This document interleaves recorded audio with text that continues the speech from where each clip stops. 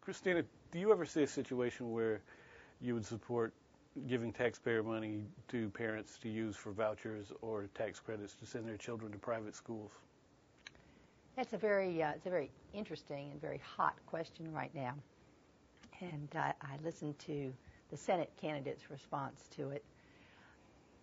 My position is that tax credits are perfectly legitimate. They're very similar to what Jim Ritchie favors, which is tax credits for businesses that might want to give scholarships to students. Well, if businesses can get tax credits for children that are unrelated to them, I see no reason why parents shouldn't get tax credits, because the end goal is the children. The end goal is the education of those children, and not who's getting credit and who isn't getting credit. When you give tax credits to parents, you are simply spending taxpayer money, but in a very targeted way. And I don't have a problem with that, because you tie the spending to the responsibility and the authority of the parents. You get the parents more involved, not less involved. When parents turn their responsibility over to somebody else, they're less likely to be responsible. So I am not opposed to tax credits for parents. Most parents won't use them. Most parents will use the public schools because it's convenient, because they love them, because they are social hubs. There are many, many, many, many reasons to use public schools. But there are a few reasons that people have where they want an alternative.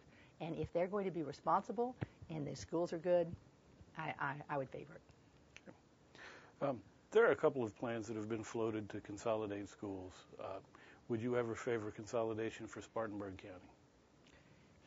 If we had a referendum and we voted for it, if 2 or 3 or more school districts wanted to do it, I believe in local schools, and I believe in local school districts.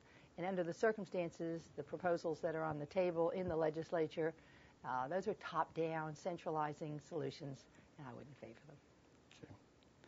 them. Okay. There's also been a lot of talk about the need to curtail spending in Columbia. Are spending caps the best way to achieve that? I don't know.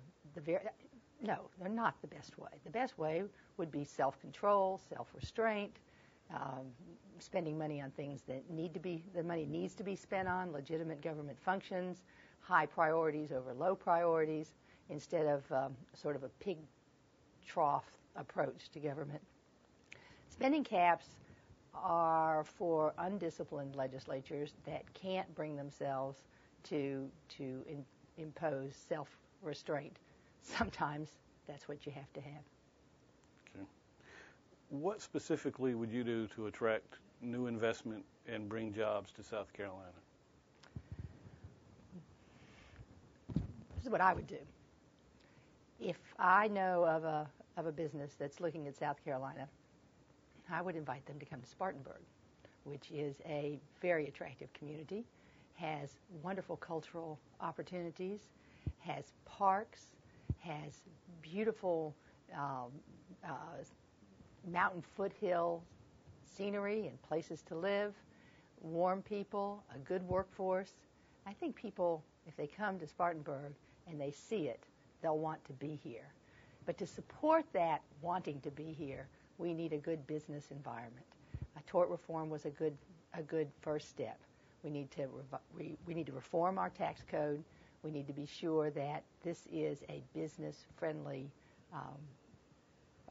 state in terms of our laws and our taxes and our regulations. Okay.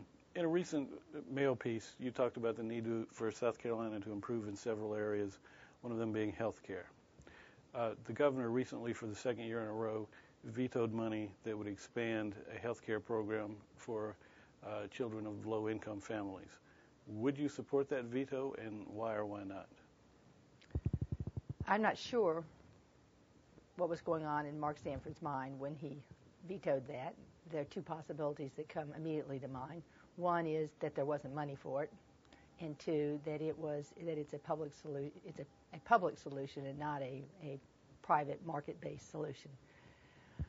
I like a private market-based solution, and actually have written on this And the policy piece that I wrote was read into the congressional record a long time ago in the 90s.